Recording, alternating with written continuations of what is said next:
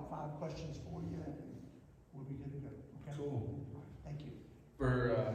I know a couple of people, I recognize a couple of people in the room, but for those of you who don't know me, my name's Dustin Miller, and I gotta tell you that I'm a lot less nervous having spent the last 20 minutes in that room because we were having a blast, and every candidate in this room is worthy of the position. So,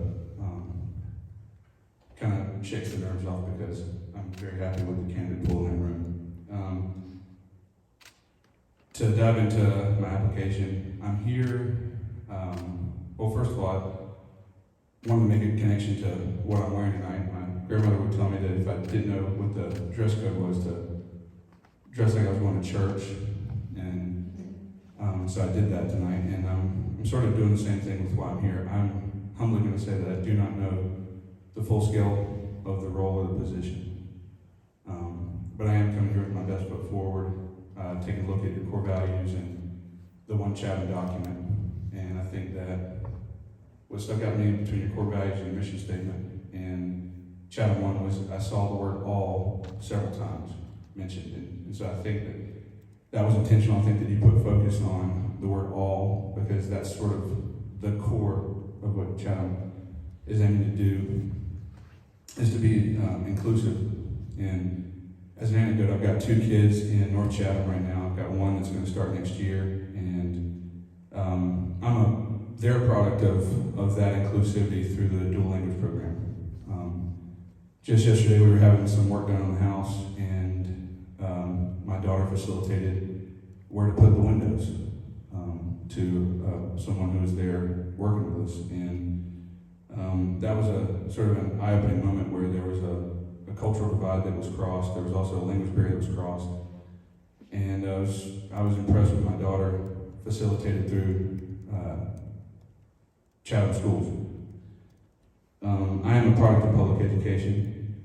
I've got a love-hate with public education because I was that kid that was inspired very early on by a lot of my teachers, and a lot of that message is dream and inspire. And I grew up in Alamance County, and that dream and that inspiration took me out of Alamance County, and I've been able to be fortunate enough to travel and have a lot of varied experiences, but I'm conflicted because the ROI of that K through 12 cost will never get absorbed in Alamance County school system because I live in Chatham County. And I think that if I were to set out to do something to make an impact in Chatham County schools, I would aim to try to close the gap between the co-op, between K through 12, the community college system, the private sector, because if we don't close that loop, then we are launching children into orbit, and we might not see them come back into our space, and that dividend might not ever be realized. And I think that's important. And there's a lot of complexity there with affordable housing and development and things that were set in motion a long time ago by various leadership, and we're at a moment right now where we have to decide for Chatham, where do we want to go, what kind of community do we want to be in, and what are the investments we're going to make to allow teachers to live and work in the place that they teach so that they can have that full impact. I want to reiterate again that while I've looked at these documents and glanced over them, I can tell that a lot of thought has been put into y'all's long-range plan and the goals that you've set, your mission statement, your core values. And if I were to be elected, I would spend a very significant portion of my time listening to you and trying to learn as much as I can. I don't come here with a directive or a tire to kick. And as we've all had to do at post-COVID, all of us have had to engage in restorative communication with family members and friends. And the elephant in the room is that we are post-COVID, and this has been a very difficult time. And I don't take it lightly that at almost 9,000 children, that averages out to about 2,000 children per board member, that you had to consider week in, week out. And while I know that we won't agree on every issue, I think that I'm grateful that CCS got kids in school earlier than most counties did. I'm grateful that the data was looked at and observed with respect to the various protocols. And I can't speak for anybody else but myself, but to say that being a parent in 2022 is challenging in ways that you can't really relate to people who've already been parents. It's a time when a lot of things are being thrown on the wall. A lot of things are coming at you at once. And the birth of the internet is coming into full bloom. The feeling of lack of autonomy and control as a parent. And I would just ask that this board consider that when they see the frustrations of parents in the room. It's not necessarily directed at one specific thing. It's just a lot of things coming at us at once. And it's hard to articulate. And everybody sometimes wants a wall or a brick to smash or yell at. And so I just ask, I think that both parties, both sides, the parent organizations, the school board, we are here undoubtedly because we share the same values of caring for children. And I think if we could figure that out, I think that we would make a lot of headway. So that's what I got. Thank you. All right. And you kind of got in this question, two-part question. Why do you want to be a school board member? And is there something in particular you want the board to accomplish? Yeah, so to tag back on, I think that I'm also a product of community college. I went to Alamance Community College for 2 years, transferred in. I'm proud to say I've never taken an SAT in my entire life.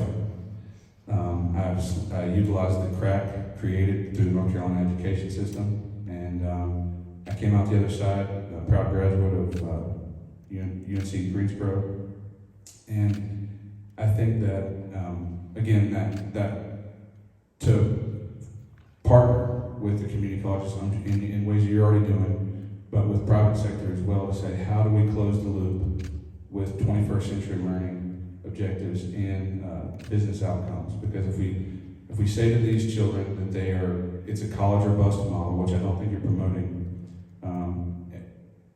and we don't partner with our community to create those opportunities for them, then they're just as lost as they would have been if they had not attended, public university or public high school. Or we have a responsibility to close that loop.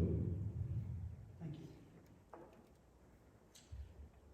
Okay, Mr. Miller, given the current makeup of the Board of Education, what would your particular set of skills bring to the table and why are they important? That sounds cheesy, but I am in my roles with various companies that I work with, both out of state and in state, I consider myself to be a problem solver when it comes to interpersonal blockades holding up progress. Most of the time when a deal goes south via real estate development or a product sourcing issue or a product that's not landing in the right distribution channel, it's usually because there are hot heads at the table. And so my job is to understand the nuance of that product or that service or that business model and then bring people to a consensus.